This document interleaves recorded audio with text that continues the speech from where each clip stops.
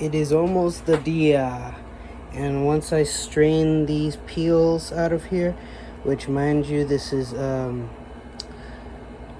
dried mandarin orange and fresh navel orange.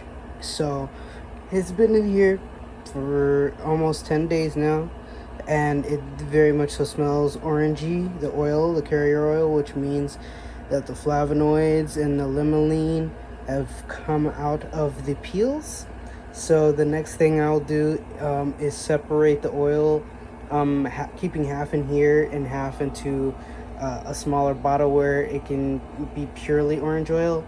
And then I'm going to add my dried what are they called, rose petals to this. I didn't mean to make a skin tonic, but it's turning into that, so, or skin oil rather, excuse me.